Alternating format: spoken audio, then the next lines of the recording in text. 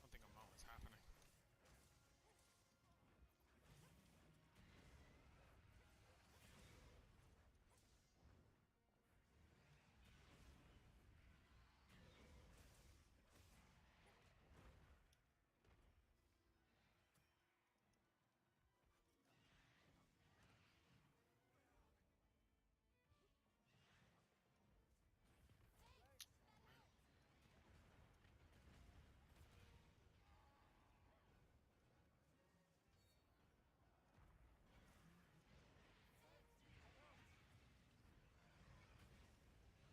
Got some back for you. Should help a little bit.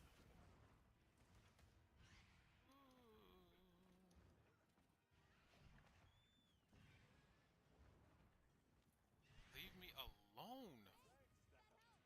What's going on?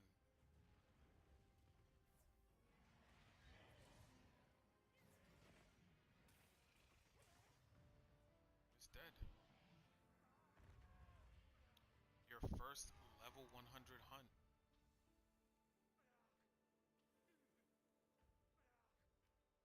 Ah, shoot.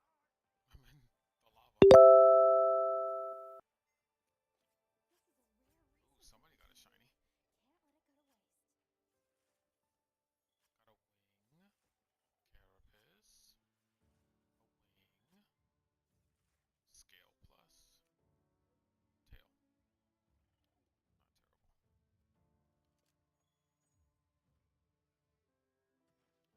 terrible. You didn't get anything worthwhile.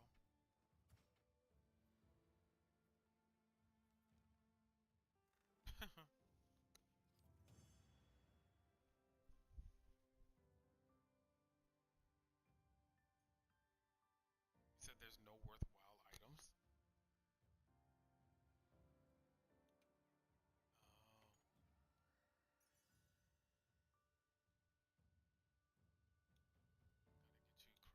gotta get you crafting better armor and transcending. Well, you can't transcend yet. You have to hunt Gugmazios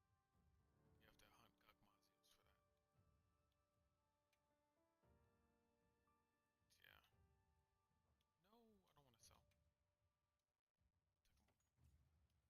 No, I don't want to sell. Take 101.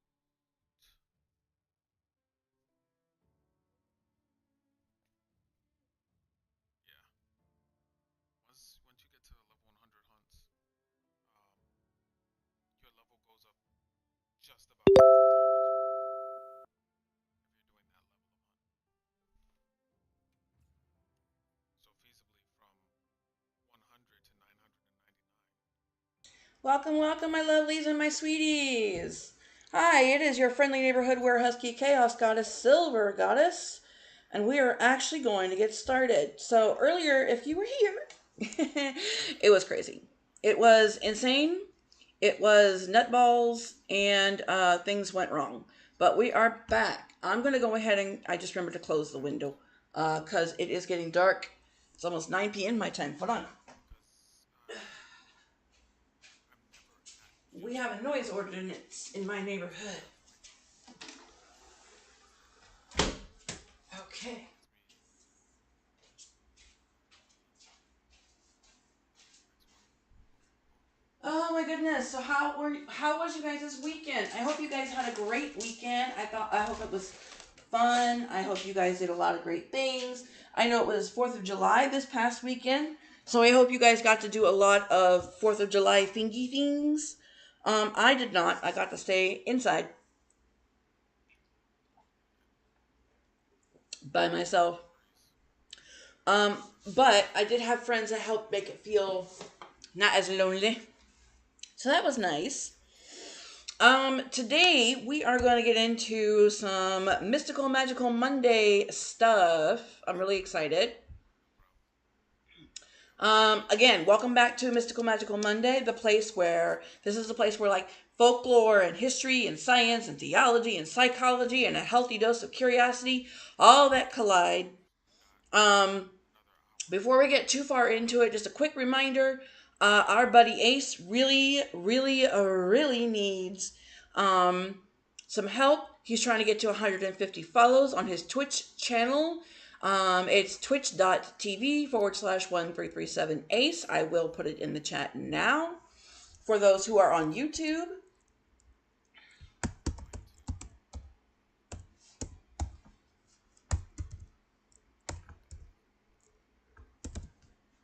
Going to. there you go.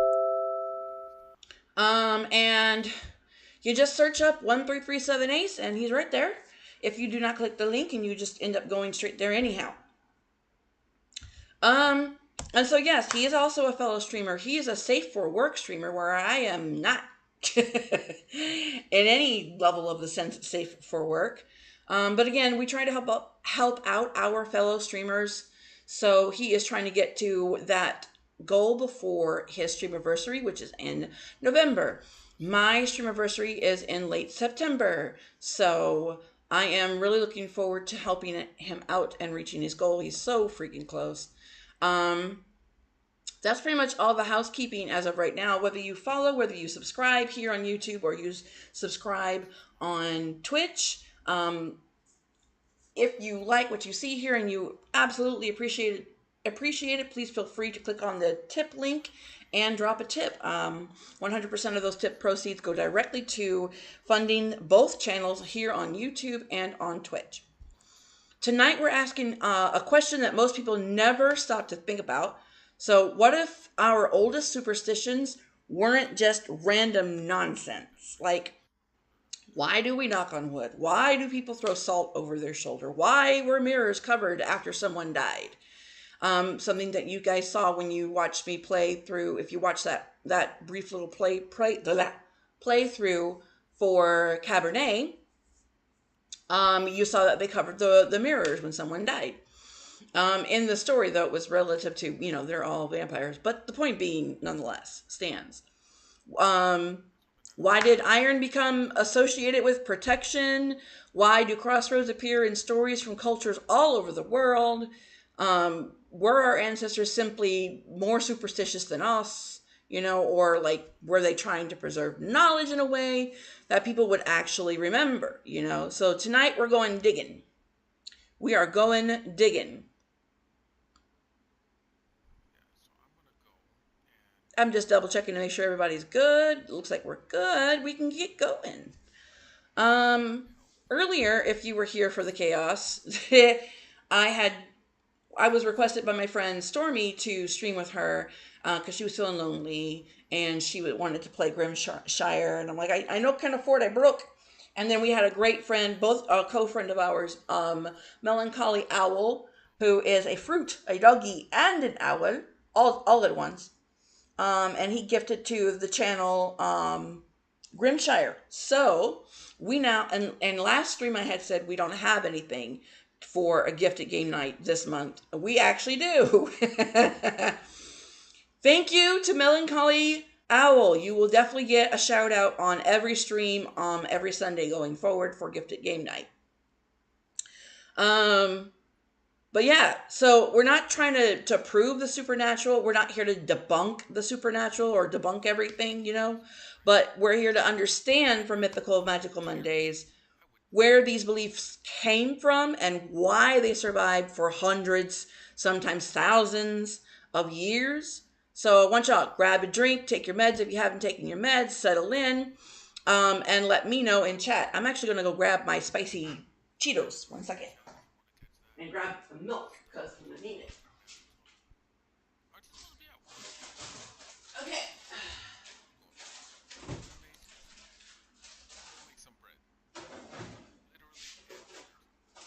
Okay.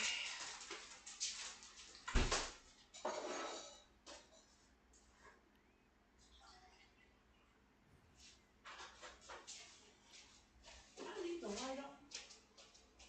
Left the light on. Okay. Man, I haven't used it in forever. Okay. If you know anything about capsaicin, you need milk when it's spicy. So, milk because it's spicy. Okay. Move that out the way. Move this out the way. Move everything out the way. Okay, so it is just the All right. filter has just leaked.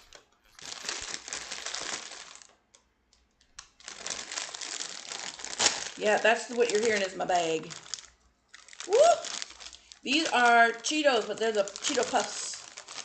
I like the crunchy ones, the crunchy ones. But okay, so what's one superstition? I do want to know this.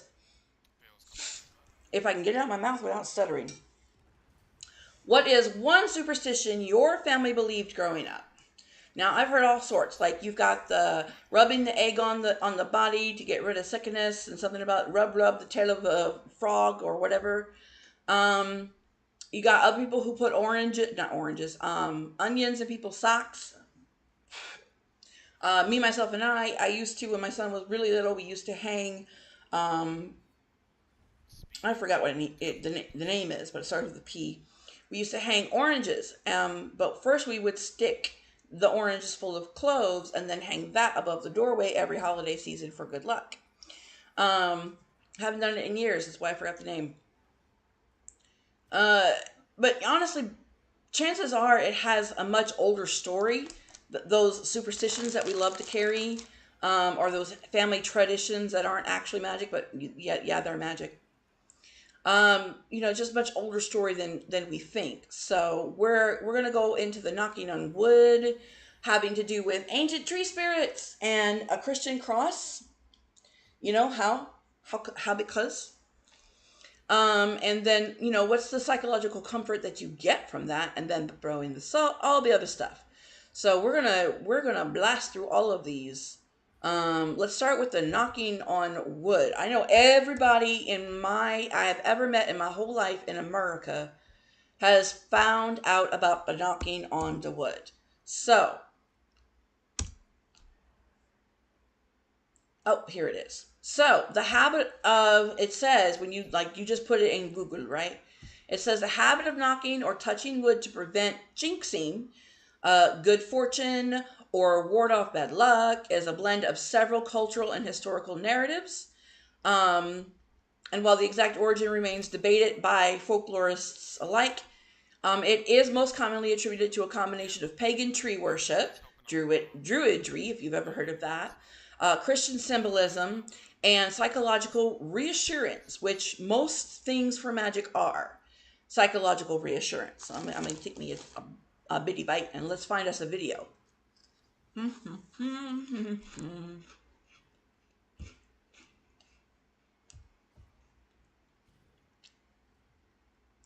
Let's go to the YouTubes of knocking on wood. I know the video I'm looking for. I just didn't set it up like I was supposed to.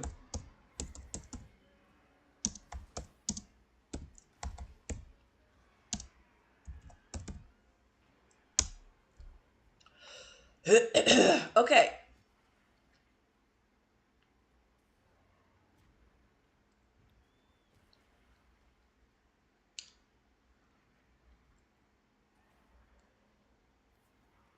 Got some runes on it. This is for today I found out. I like their stuff. I am a follower of them. I do subscribe to them, so we'll do their video. And I will put their link in the channel chat while we do that.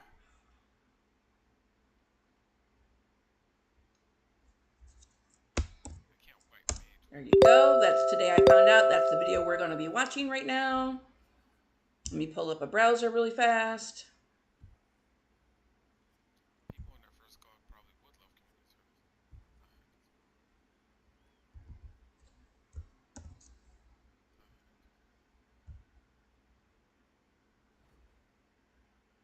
Want to lose weight without losing muscle? Give me a minute. Factor got me there.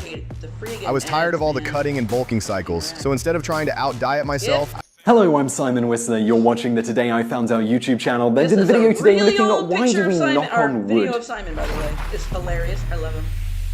You've probably said this phrase and performed this action countless times without the slightest clue as to the meaning behind it. So why do we feel compelled to knock on wood as an insurance policy against bad luck? Unfortunately, nobody knows for sure, and while you'll often read detailed accounts of how the saying comes from centuries-old practices by various peoples, depending on the origin theory you're reading, oddly enough the expression itself only popped up a little over 100 years ago, first documented in 1905, with the British equivalent touchwood popping up in 1899.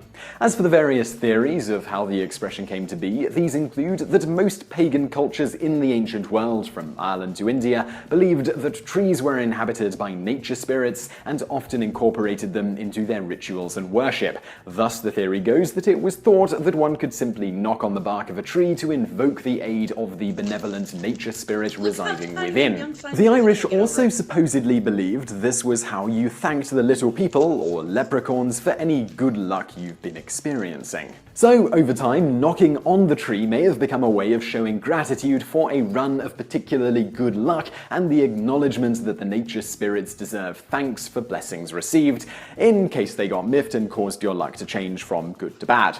Mortals provoking the ire of the gods is never a good idea, so respect is crucial to avoiding serious backlash and bad luck.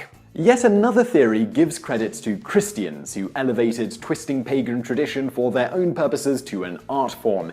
In this theory, the wood in question is the cross that Christ was crucified on. Knocking on the wood more or less then invokes Christ's protection. There's also a Jewish version of the knock-on-wood origin that contends the practice originated in the 1490s during the Spanish Inquisition under the infamous Torquemada. Jews were running for their lives at the time, and as synagogues and temples were built from wood, coded knocks were devised so Jews could gain entry. This resulted in many lives being saved, so knocking on wood became synonymous with good luck according to this origin theory. All of that said, again, despite the supposedly ancient origin of knocking on wood for luck, the earliest documented references of the expression knock on wood and touch wood date back only a little over a century. If we go further back to the early 1800s, we find a series of children's chasing games, including Tiggy Touch Wood, where one of the rules state that you cannot be tagged if you touch wood. This was an extremely popular game at the time, and could very well be how the British equivalent of knock on wood, touch wood came about.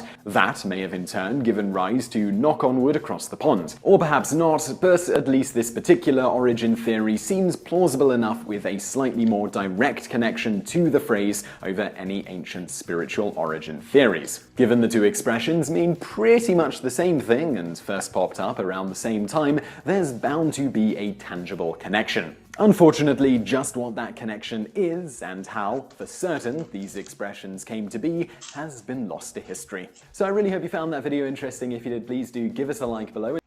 Okay, I do follow Simon. Today I Found Out. I love the channel. Please, please, please click the link in the chat. If you love this kind of stuff, we're going to go on and find a couple more other sources. The reason why I love Today I Found Out, and specifically Simon, is because they don't put crap out unless they check their sources first. Now, let's go and find our other video.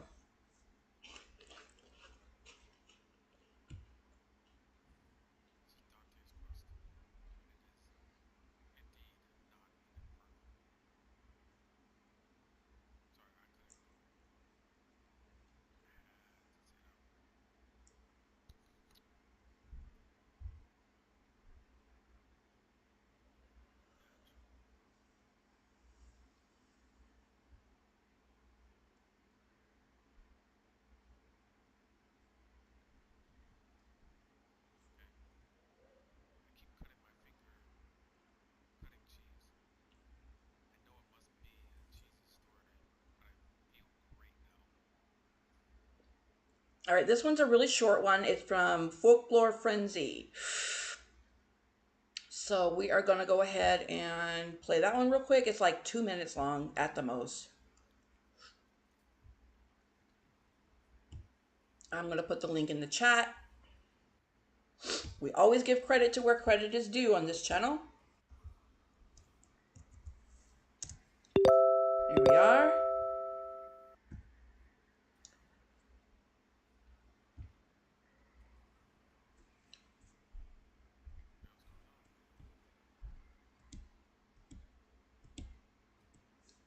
Okay.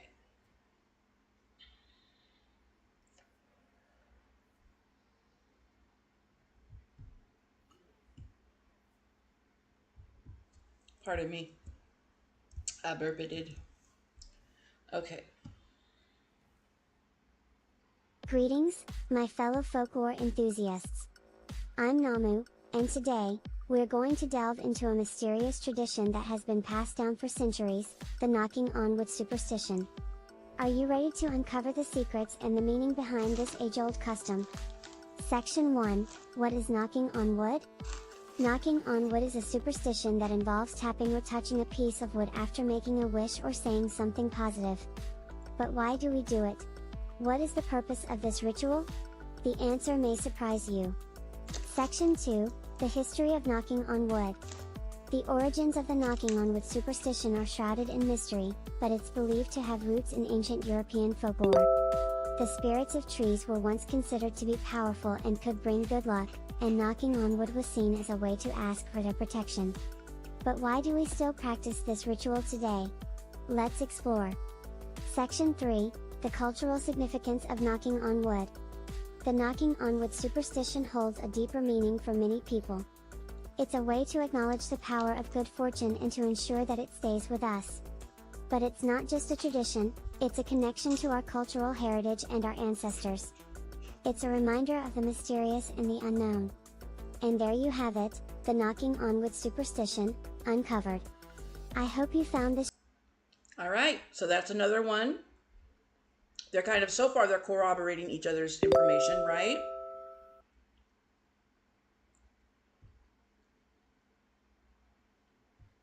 So, this is not my most popular live stream. My games are more popular, but I want to do this stream because it matters. Learning what drives us as a species, as a community, as a conscience. There we go. Cautious. No. I can't get the word, you guys. I'm trying.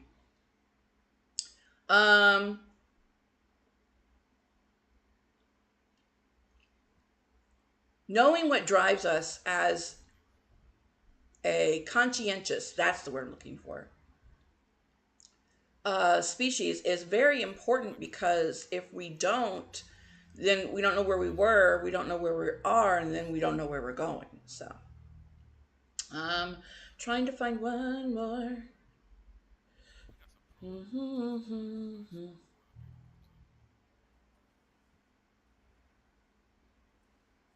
All right, well, there was one that actually I saw. I don't follow this channel particularly, but it's a little longer. So we'll try this guy and see what he has to say.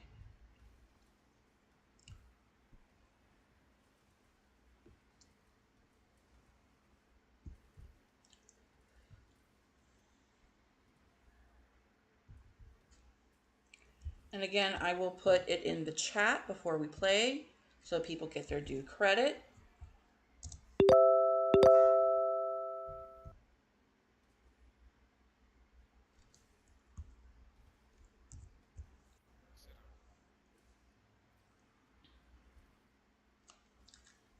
Here's what comes off a bowl of strawberries when you drop this device in the water. These berries are fresh from the store and already rinsed under the tap, but within 10 feed your family. My friend works. Why do we knock or touch wood? It's a curious little habit that's widespread over the English-speaking world. Why do we do it, and where does it come from? It's a kind of mini ritual designed to ward off misfortune. People who don't consider themselves at all superstitious will do it out of habit. They don't do it out of belief, but as a kind of social transmission. We see it as young children, and we emulate it without giving much thought as to why. We usually touch wood after we've tempted fate or said something a little boastful, like, "I'm such a good driver, I'll never have a car accident, touch wood." People do believe that fate can be tempted and are genuinely superstitious, but not everyone who does it sees it as a genuine protection spell. I do it purely out of habit. The folklorist Steve Roud said, "Boasting is mildly unacceptable behaviour, and touching wood is a way of signalling to listeners that we're aware of the social niceties and to add a touch of humility to balance our boastfulness." People often knock their own head instead of actual wood. As a joke. This playful take shows it's not the actual touching of the wood that's always important. It's a bit tongue-in-cheek, and it shows that you're aware of the superstition being slightly ridiculous. Yes and no. Okay, I'm gonna disagree with him here. And he might say something else after I unpause.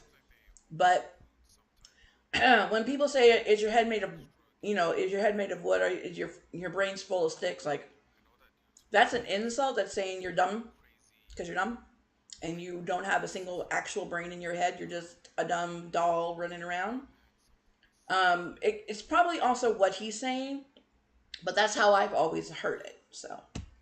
But it's also self-depreciating, suggesting that you're a little bit thick. Once again, it's socially counteracted. In this context, thick means thick in the head, thick-headed, you're stubborn, that kind of thing. Basically what I just said. A boastful comment. So where does this superstition stem from? Folk customs like this aren't always seen as something worth documenting, so there are a few interesting theories about the origins of this superstition. The first and the most romantic theory is that it comes from pagan times, when people believed in tree spirits. They would knock on trees to invoke the protection of whatever spirits dwelled within. We know that ancient druids had sacred groves of oak, but there's no evidence that they ever knocked on wood. This idea is thought-provoking, but it doesn't have any historical backing. It's nothing but guesswork, based on the assumption that all superstitions must have ancient roots. Another theory is that the wood represents a crucifix, and touching it would invoke the protection of Christ. But we don't hear the term touched wood in a Christian context. The first time we hear it comes as late as 1805. It's not pagan or Christian. It's in reference to a children's game called Tiggy Touchwood. And this game seems to be the true origin of the phrase. It was a chasing game where the runners were safe when touching wood. The runners would taunt the chasers with the phrase "Tiggy Tiggy Touchwood." In some parts of the country, tag is still called Tiggy. The game was extremely well known, and the phrase eventually became part of everyday language. Do you knock on wood or practice any other kind of superstition? And this is why we look at other voices in the conversation, because we've learned new things that we would not have gotten from a different voice. Moving on, the next part of our superstition thing that we are doing today is the throwing of the salt. So, I don't know if you've heard, but I've always heard throw salt over your left shoulder. It's kind of like throwing salt in the devil's eye. He can't follow you or tell you to do bad things because he's too busy screaming about the salt in his eye. Now, that's all I heard of up until I started doing my theological and magical research, not just on this particular stream or on this particular video if you're watching this later after recording, but because I say it again, I basically went through, because there is no official school for magic. There is no official school for learning how to be, thaumaturgically inclined, magically inclined, magical practice. There's no official school for that because it's just so broad. It's really hard to, in the first place, say what is and isn't magic. And it's really hard in the second place to actually have established norms because it is so widespread among humanity throughout time and throughout cultures. So when I say I went through school to do this, I actually have a degree in this. That is true in one sense that I actually have, I'm a card carrying, got a degree, got a certificate, it's hanging on my wall kind of situation. And then also, so both can be true. And then also experience education. So, um, the salt, I don't know if you know, was expensive. It was used for preservation. Um, you've got the Judas and Da Vinci thing going on, and it was used against evil spirits. Even in Wicca practice today, to this day, they will draw. I did it for a Wicca wedding that I did a couple of years ago for a childhood friend. You did a huge circle of salt around your working area to protect you from any malfeasance or malignant entities. It is a still steady practice in most Wicca magic, and I say most because there's always an exception to the rule, in most Wicca magic today. I want to make that extremely clear that I am not Wiccan, but I do and am fully aware of the Wiccan practice and how they go about doing things. I'm going to yell at my cat. 1 second.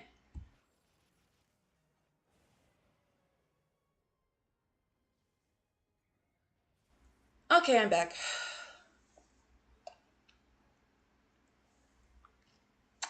She has scratching posts, yet my rug is the only thing that she seems to want to scratch on. Okay.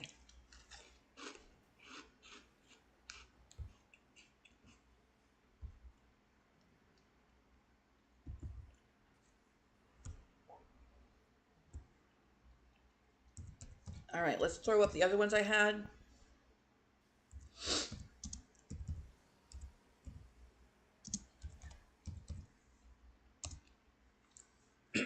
Give me 1 second.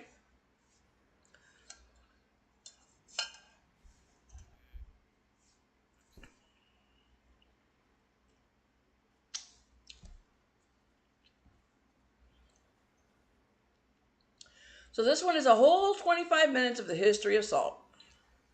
I'm not going to do that. I didn't realize it was 25 minutes when I picked it out.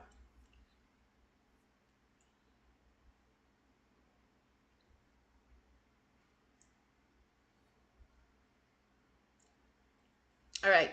This one is for explaining everything, the channel explaining everything on YouTube. I'm going to go ahead and share the link in the chat so you guys can look at it on your own time. If you're just lurking and you're not able to catch it at certain points, please go ahead and give them a subscribe because they're a really good channel. I do like their content. But we're going to watch this quick one.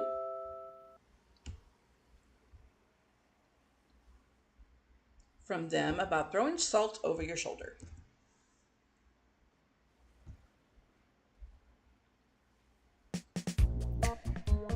Welcome back to Explaining Everything, the channel where we dive into the stories and mysteries behind everyday things. Today's question comes from one of our curious viewers, Crunchy Pickle 42. Thanks for the suggestion, Pickle. So funny. You asked, why do we throw salt over our shoulder for good luck? If you've ever seen someone spill salt and then immediately launch a pinch of it behind them, like they're trying to Salt Bay the past, you might have wondered, why? Where did this superstition come from? And, more importantly, does it actually do anything besides making a mess?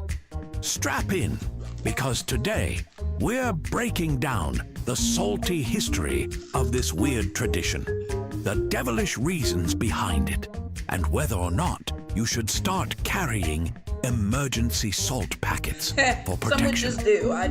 Let's dive in before I start attracting bad luck just by talking about it, right here on Explaining Everything.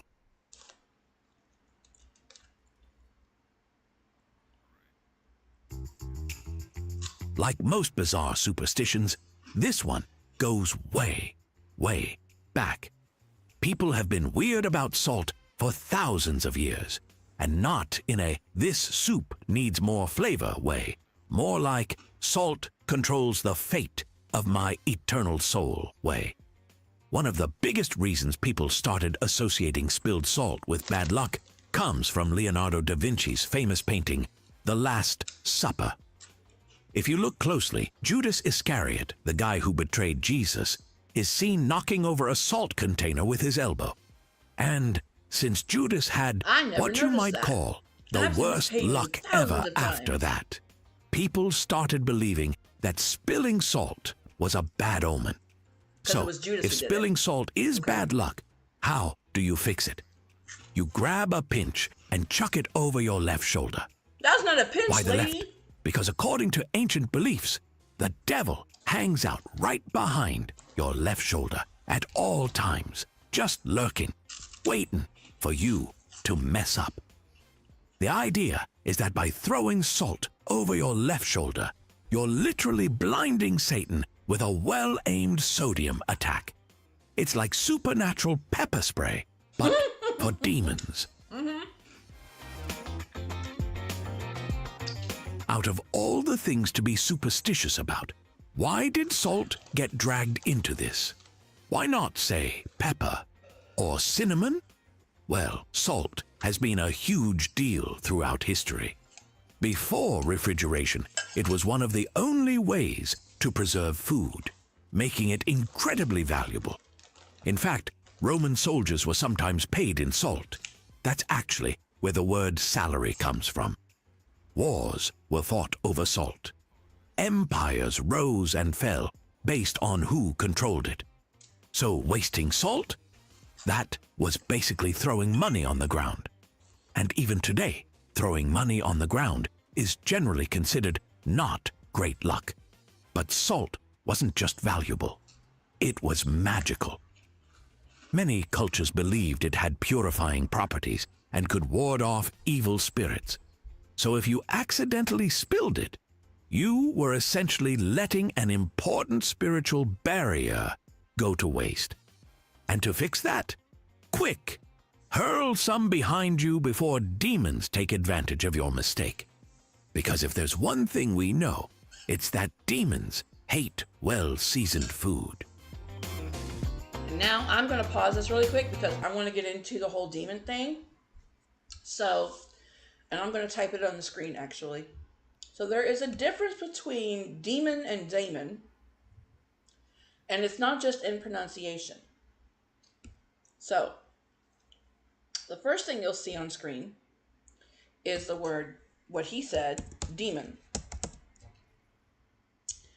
And the word daemon, now it's not just different from spelling either. And by the way, I don't have an IE, a letter IE to put together, but the A and the E would be merged together as one letter. But, okay, so the difference between demon and daemon. We use demon today as a, ironically, daemonized word. I'm not writing this correctly. Demon and daemon are not the same word, first of all, okay? Let me just make this a wee bit smaller. How did I manage to do that? Okay. There we go. The word we know here is, and that the one that he mentioned is demons. So, what used to be demons way back when were actually daemon. So in other words, it was flipped. Originally, daemon, which is you'll hear in some Hindu cultures and Hindu texts, and I'll write it out for you as well.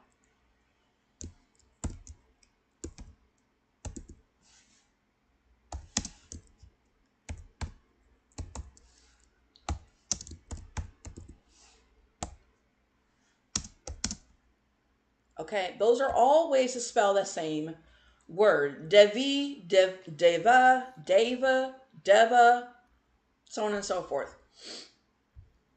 Actually, let me do the other one too.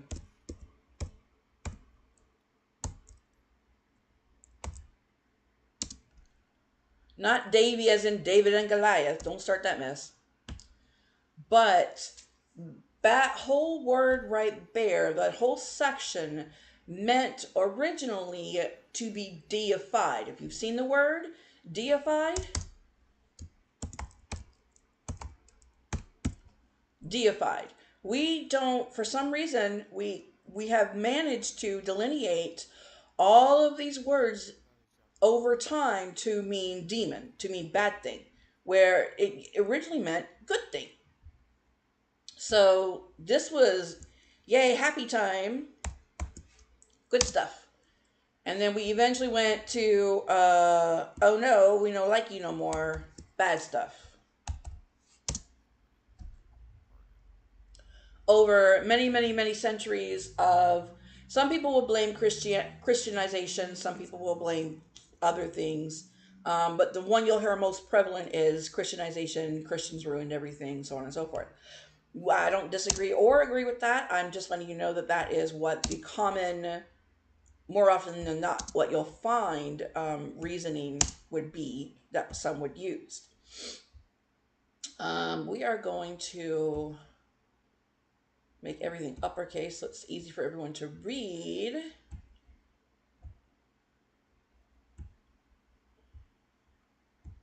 Okay.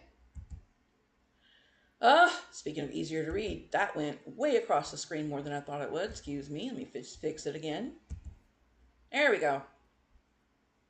So, again, Deva, Devi, or Deva, Devi, Devi, Deva, Damon, Demon, and that's, and then you have deified. So deified is still to this day a positive connotation. Somehow it didn't get the negative connotation that demon does, but that is where the word demon comes from. Now, all of that to say, deified is not the same thing as demonized.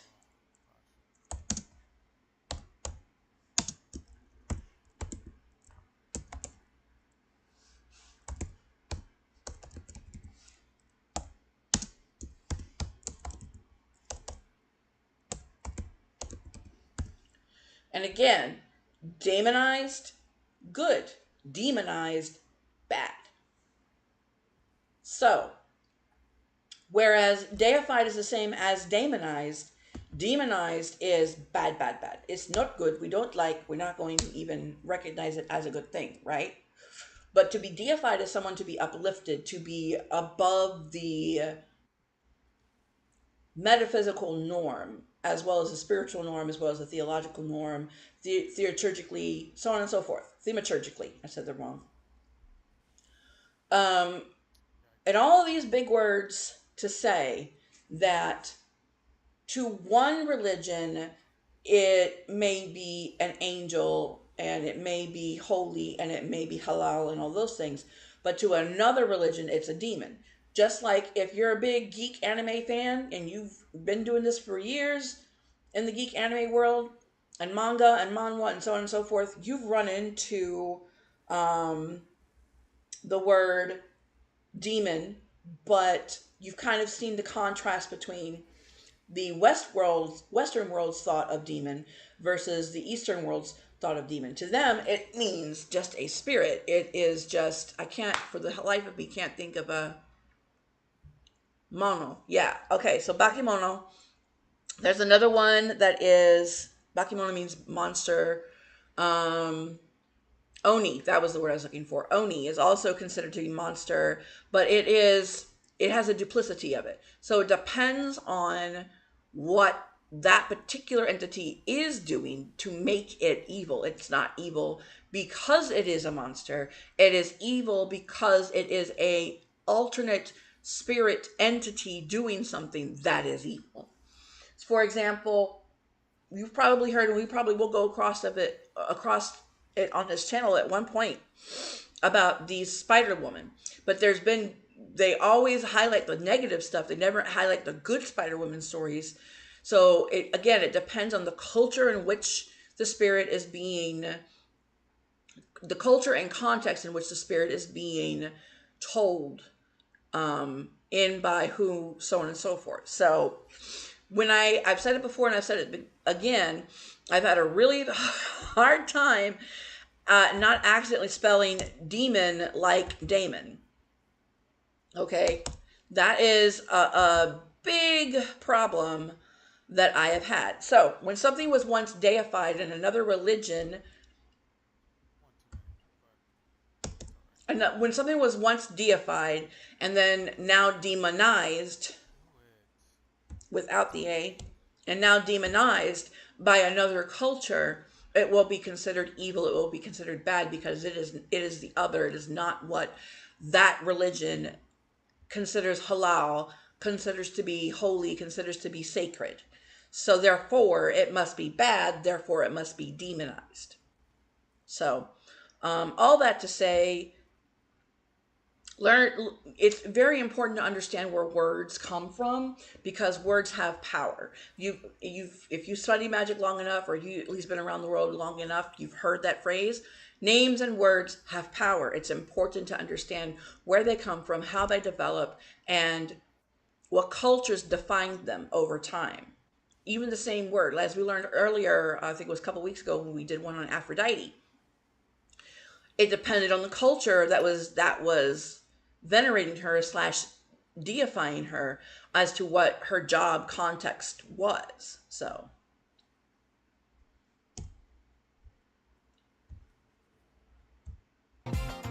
If you've ever seen someone throw salt over their right shoulder instead of their left, don't panic. They're just wrong.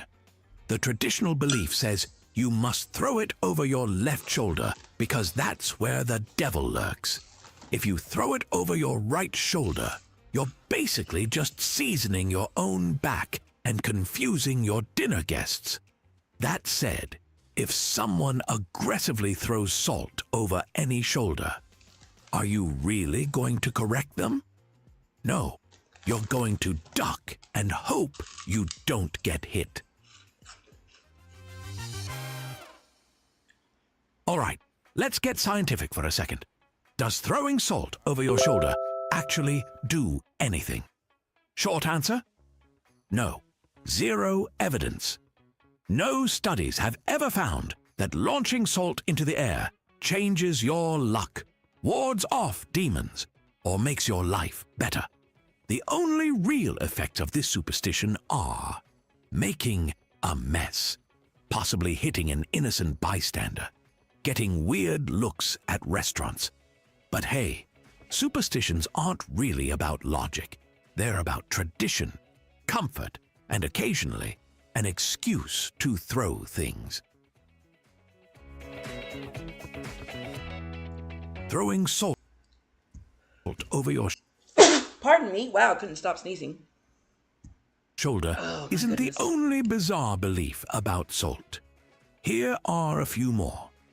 1. Never pass salt directly. Some say handing someone a salt shaker directly is bad luck. Instead, you should place it on the table for them to pick up. Why? No one knows.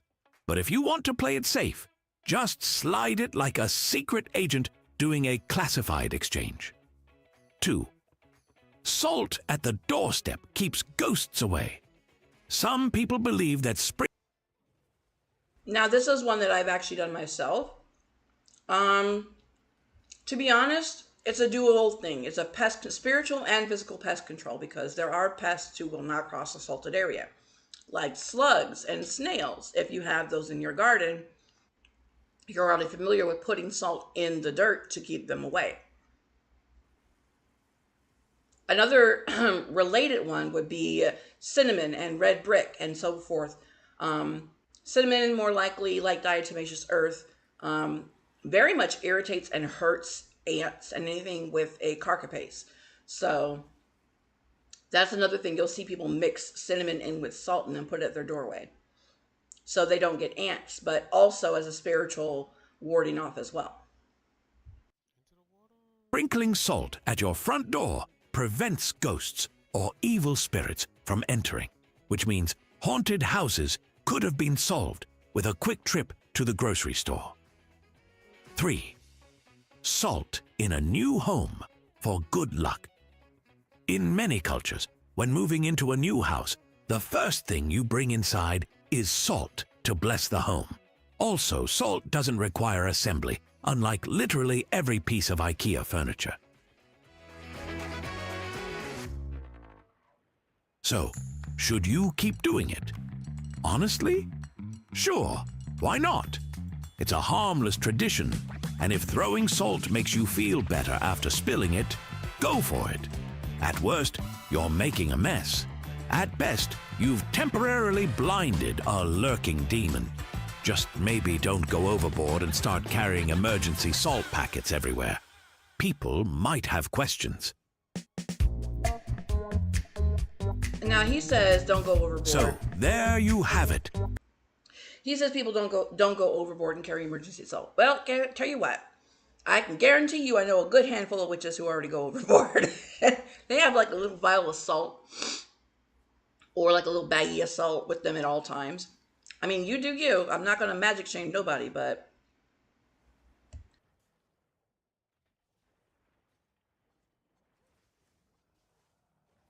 Oh, man.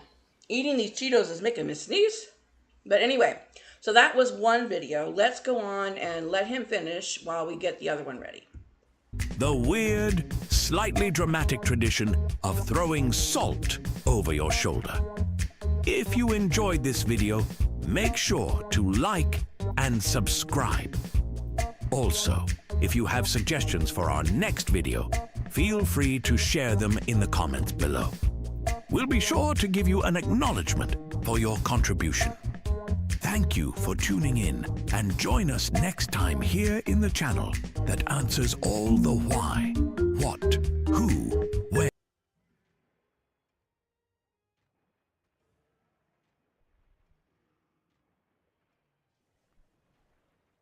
Oh no.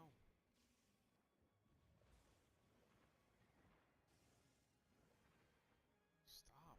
Play too much.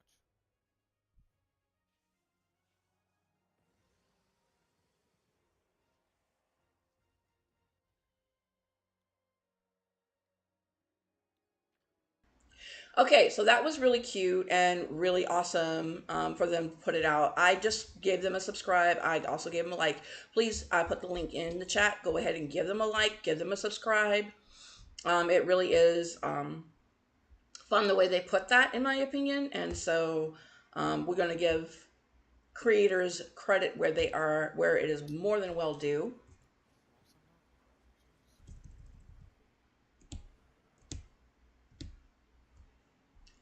Okay.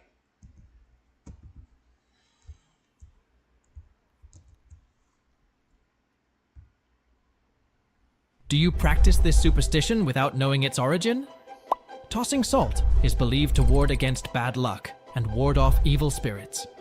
Spilling salt is thought to be a warning that the devil is nearby or that bad luck is on the way. The salt is supposed to blind the devil and stop him from causing any damage. Even though no one knows for sure where this belief came from, it is thought to have started in ancient Rome, where salt was a valuable commodity.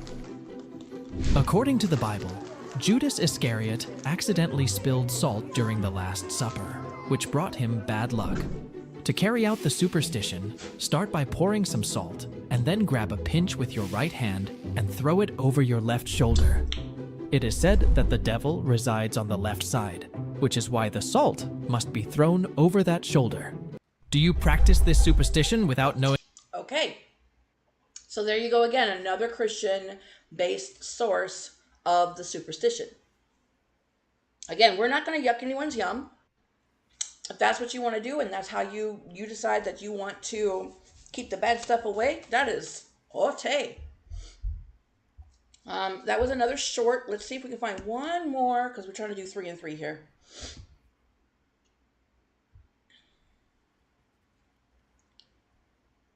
All right, here's one about a salt barrier. Let's do that one. Oh, I didn't link that one in the chat, did I? I need to do that. Give me a second. There we go.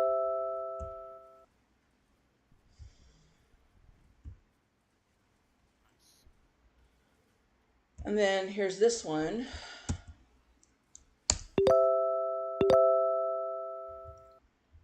That we're going to do right now is another short.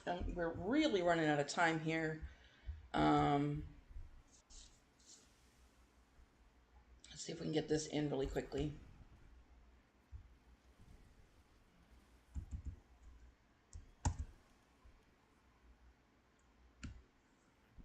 Why do people put salt at their doors?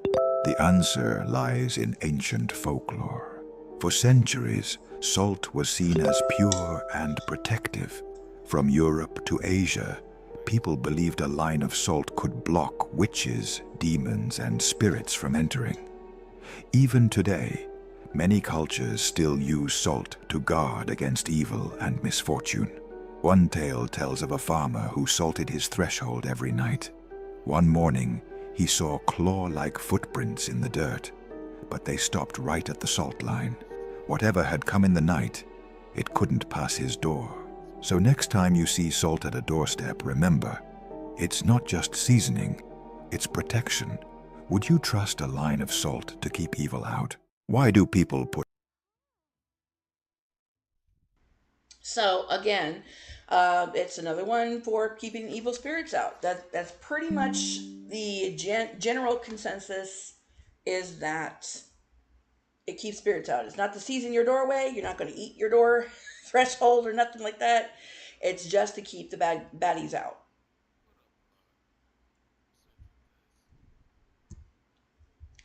All right, so we did knocking on wood, we did breaking mirror, or we didn't, we're about to do breaking mirrors. We did knocking on wood, we did throwing salt. Let's see, what about breaking mirrors? That's another very common one. Let's do that one.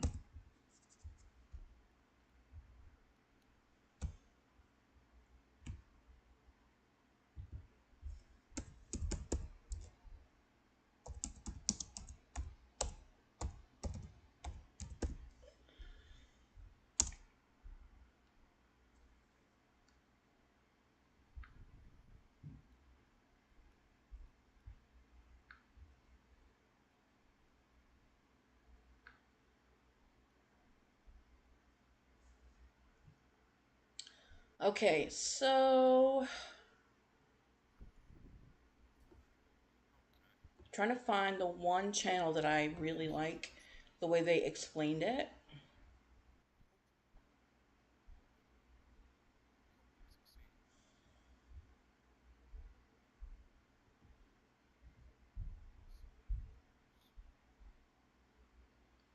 Okay, Dreamwalker Journeys. Let's try that one.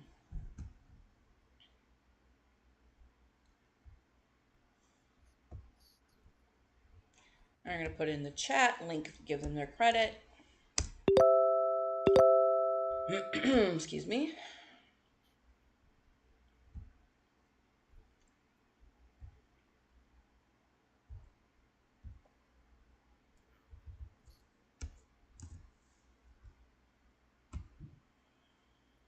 Spiritual meaning of a broken mirror. Have you ever had a mirror break unexpectedly? While it might seem like a simple accident, in the spiritual world, a broken mirror can carry deep significance. In today's video, we'll explore the spiritual meaning of a broken mirror, uncovering what this symbol might be trying to tell you about reflection, transformation, and the opportunities for new beginnings that lie ahead. If you've had a broken mirror or are simply curious about its spiritual message, keep watching as we dive into its powerful meaning. 1. A reflection of self. Mirrors are powerful symbols of self-reflection, allowing us to see ourselves as we are. When a mirror breaks, it can indicate a crack in your self-image or a moment of self-doubt. The spiritual meaning of a broken mirror might be pointing out that you are struggling with how you perceive yourself. This is a call to heal and mend the way you view your own reflection, reminding you that we are always in the process of self-discovery and growth. 2. Transformation and change.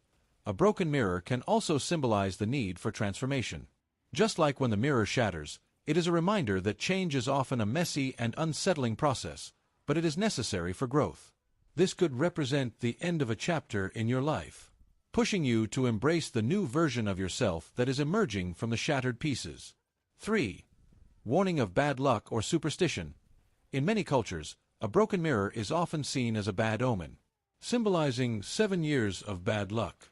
While this may seem ominous, spiritually, it can be seen as a sign that certain negative energies or patterns need to be released.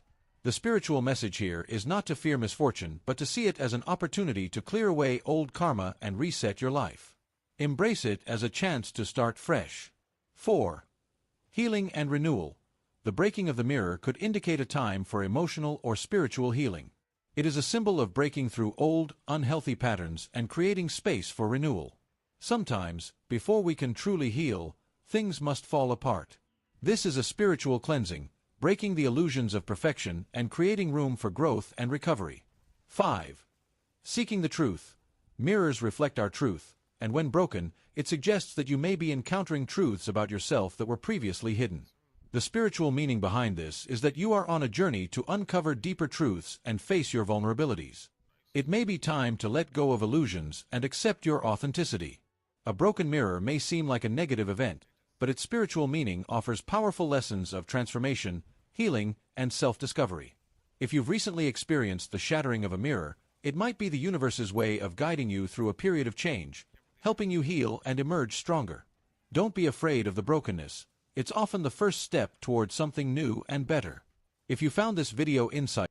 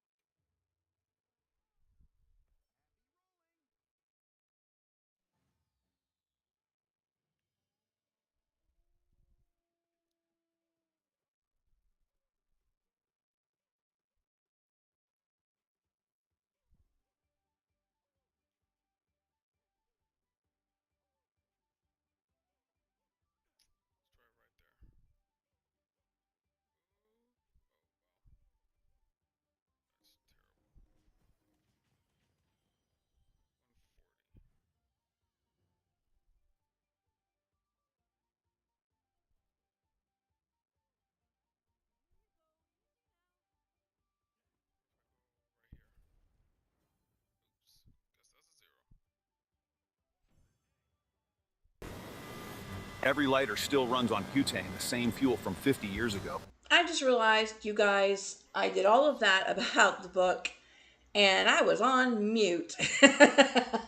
Simply put, roll back a little bit if you're watching this. Just roll back a couple of minutes when I start to put up the picture for Witch's Mirror.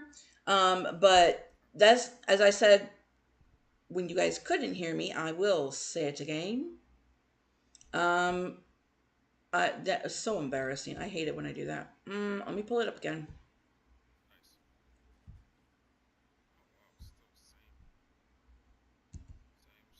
Okay, so this little book, The Witch's Mirror, is an actual book for actual witches to actually learn how to practice on any level that you are in your magical journey, to practice using mirrors for beneficial magic, for protective magic, and, you know, just for craft lore and all of this magic based stuff on Looking Glass. One thing I do want you guys to notice is, because I got picked on this earlier by Booty Mage, why the K in magic? And I'm going to highlight it right now so that you guys can see what I'm talking about.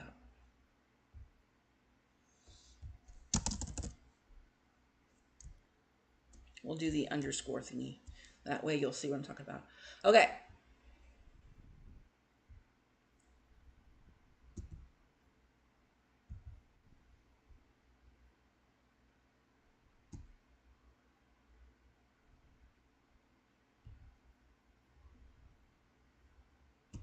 All right. Right here, you should see the word Magick. You're like, why is there a K here? Is it magic spelled with not a K? And usually it is. In magic practice, most people, not all, but most people add the K to differentiate between illusionary and stage magic from the actual spiritual and magical practice of actually putting intent behind a working for the purpose of a given result. That is entirely different from going, I can cut her in half, or look, pick a card, any card, you know. And so that's why the K exists. And what I was saying earlier, that you also did it here, is that this book is by Mickey Mueller. Mickey Mueller is an award-winning and critically acclaimed artist and an ordained pagan minister. She's the writer and illustrator of The Voice of Trees, so we were talking about knocking on wood earlier, and the illustrator of Mystical Cat's Tarot. So if you're into tarot and you've seen that, it's a very popular tarot deck. She is the one that did the art for that. She's been doing this since 2007, so she has been busy for at least up towards a decade. The book goes into history, tradition, and modern uses of the witch's mirror, from choosing and making the perfect mirror to using it to boost self-esteem and prosperity. It's for witches of all levels, if you're just starting or if you're like me and 20 plus years, you know, into it. It does feature advice from well-known witches as well as some spells and some crafts to enhance your magic. I say that with the caveat of please, please, please don't use magic you don't fully understand. It is important for you to get a proper magical education before you go and just do shit. It is akin to operating a large industrial machine going, I'll figure it out. Don't do that. Don't just figure it out. YOLO and FAFO belong nowhere near this. Okay? Okay.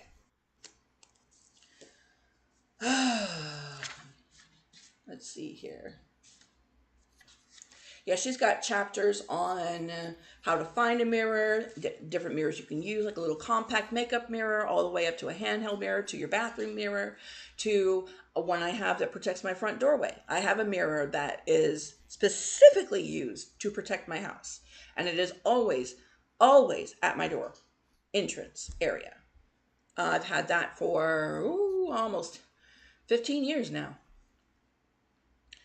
Okay, so yes, the witch's mirror by Mickey Mueller. The publisher, the one that I have anyway, is Llewellyn Publishing. I have gotten books from them over the many, many decades from them, and they are a good publisher. But I always caution people, please don't just grab anything because, oh, she recommended the publisher.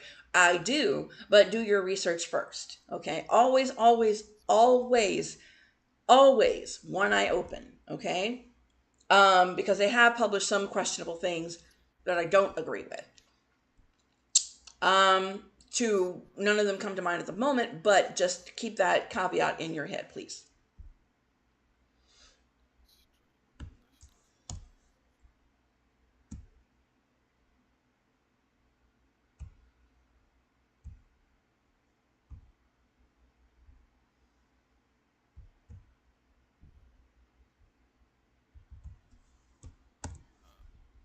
All right, here we go. That's exactly why they died on you when you... Stealing souls, bad luck, murderous ghosts. Mirrors have figured into some of history's most horrific superstitions.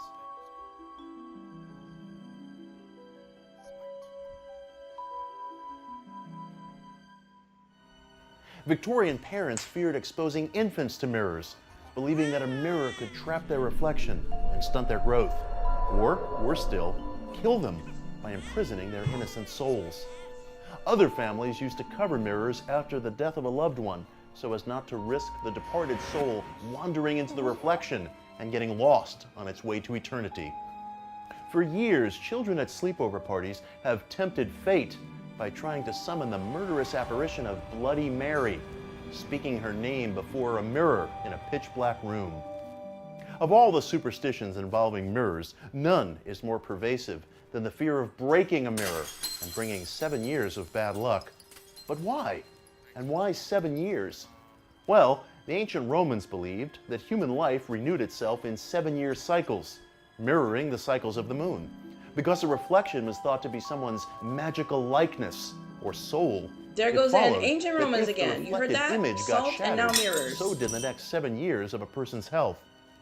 As with most superstitions, there probably was an ulterior motive at work. In this case, keeping a mirror in one piece. From antiquity to the Victorian age, mirrors cost a great deal and were owned by wealthy families.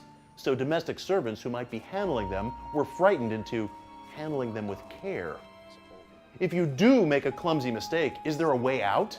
Well, some believe that if you pulverize the glass into a fine dust so that it can never reflect again, your curse will be lifted.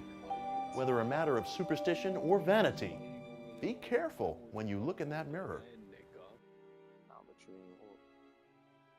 I used it already, you fucking nigga. You took too long. The fuck?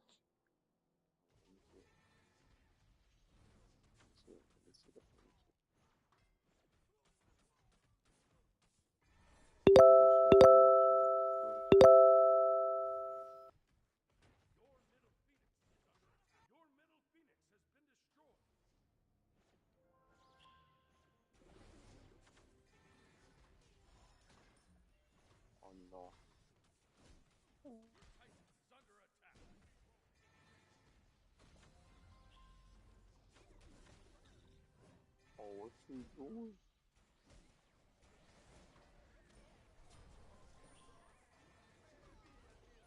Oh.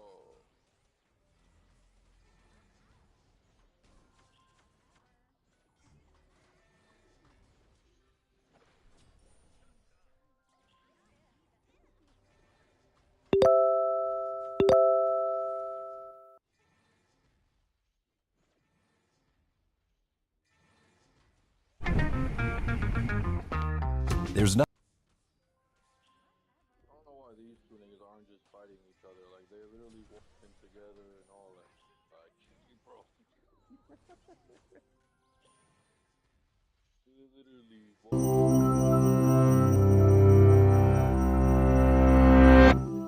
Are you afraid of black cats? Would you open an umbrella indoors? And how do you feel about the number 13? Whether or not you believe in them, you're probably familiar with a few of these superstitions. So how did it happen that people all over the world knock on wood? or avoid stepping on sidewalk cracks. Well, although they have no basis in science, many of these weirdly specific beliefs and practices do have equally weird and specific origins. Because they involve supernatural causes, it's no surprise that many superstitions are based in religion. For example, the number 13 was associated with the biblical Last Supper, where Jesus Christ dined with his 12 disciples just before being arrested and crucified. The resulting idea that having 13 people at a table was bad luck eventually expanded into 13 being an unlucky number in general. I always wondered about Now, that. this fear of the number 13, called triskaidekaphobia, is so common that many buildings around the world skip the 13th floor, with the numbers going straight from 12 to 14. Yeah, they do that. Of Okay, course, I'm gonna pause many this real people can quick. They also do that for the number 4 in most Asian cultures and countries because they are four. The number 4 looks and sounds like the word death, and so you'll see whole floors jump 1, 2, 3, 5, and then you'll have 12, 13, 15. You know, and just skip altogether any mention of the word 4. consider the story of the Last Supper to be true, but other superstitions come from religious traditions that few people believe in or even remember. Knocking on wood is thought to come from the about that folklore one. of the ancient Indo-Europeans, or possibly people who predated them, who believed that trees were home to various spirits. Touching a tree would invoke the protection or Pat the blessing tree. of the spirit within. And somehow, this tradition survived long after belief in these spirits had faded away. Many superstitions common today in countries from Russia to Ireland are thought to be remnants of the pagan religions that Christianity replaced. But not all superstitions are religious. Some are just based on unfortunate coincidences and associations. For example, many Italians fear the number 17 because the Roman numeral XVII can be rearranged to form the word vixi, meaning my life had ended. Similarly, the word Okay, I'm going to pause here. I personally, and yes, you're hearing this from a witch coming out of a witch's mouth. Having a superstition because you rearrange the letters is creating the bad thing. Like you're intentionally creating the bad thing. When you rearrange something that was originally good, like I said before in the word demonized, demonization, demonized, demonization. So if you didn't make the rearrangement, then the negative connotation would not exist. Therefore, the bad thing would not exist. So you're literally creating your own demon, your own problem. That's like when people listen to records backwards or listen to songs backwards and they hear, it's because they created that situation. There's no hidden message when you play a record backwards. It's just the sound going backwards. for the number 4 sounds almost identical to the word for death in Cantonese, as well as languages like Japanese and Korean that have borrowed Chinese numerals. And since the number 1 also sounds like the word for must, the number 14 sounds like the phrase must die. That's a lot of numbers for elevators in Remember what I said to you about the number 4? international hotels to avoid. And believe it or not, some superstitions actually make sense. Or at least they did until we forgot their original purpose. For example, theater scenery used to consist of large painted backdrops, raised and lowered by stagehands who would whistle to signal each other.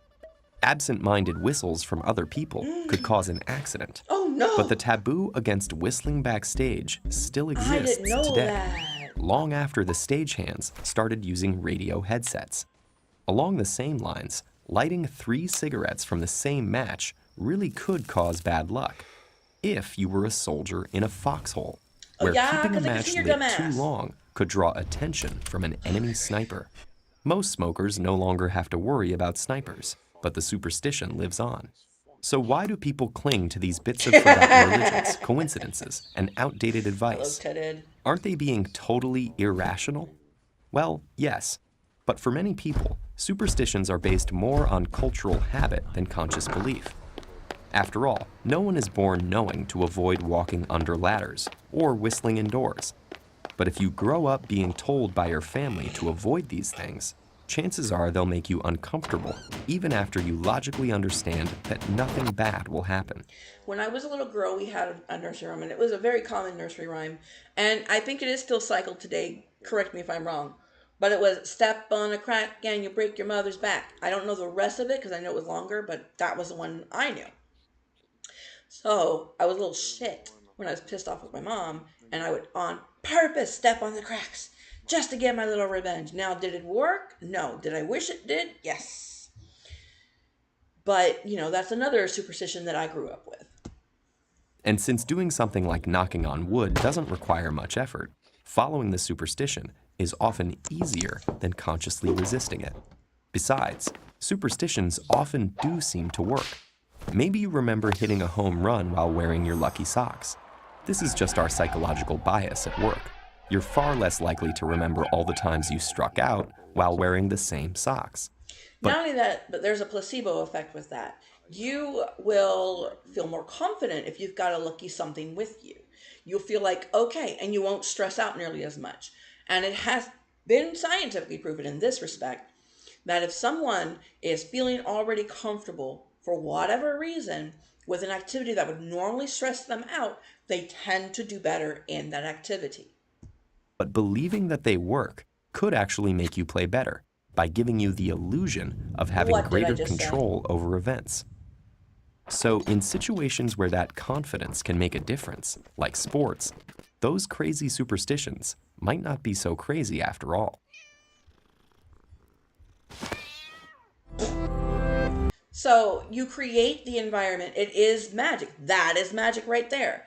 That is the entire purpose, to create the environment, the headspace environment for you to succeed in a given task, to gain a specific given outcome. That is magic. That is all magic really is, from prayer to crossing your fingers, to knocking on wood, to throwing salt over your shoulder. That's all magic really is. Hello? Okay. I think that pretty much covers it for today. Whether you believe these traditions have supernatural origins or psychological value, historical importance, or, simply make for incredible stories, one thing is absolutely undeniable. It's every superstition tells us something about the people who created it, right? Like, they reveal what our ancestors feared, what they hoped, what they couldn't explain, what, that sort of thing. And how they tried to make sense of a world that often felt dangerous. So curiosity has always been humanity's greatest form of magic. So I want to thank you guys for spending part of your Monday exploring the strange with me. If you enjoyed tonight's discussion, don't forget to follow on Twitch or subscribe over on YouTube, or both. If you're watching there on YouTube, join our community so you don't miss next week's Mystical Magical Monday. Until next time, stay curious, stay kind, and never stop asking why. Thank you guys so much for tuning in. Thank you guys so much for tuning in. But now I'm going to tune out, and I will see you guys in the next one. Bye-bye.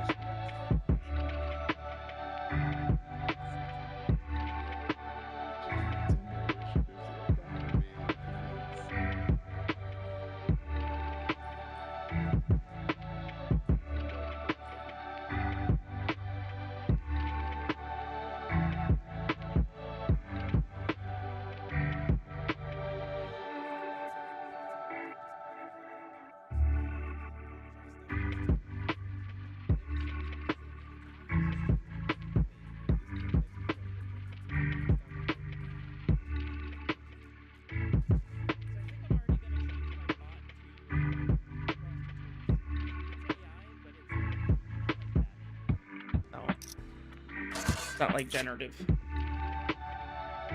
I think Frosty Tools is cool as hell, so I was gonna add that.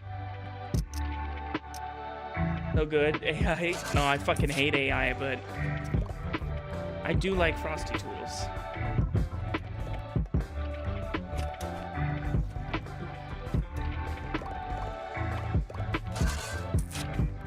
Add 6-7 as a sticker. I mean, I think it'll already be there because it's one of my emotes. So, okay, you guys want stream stickers.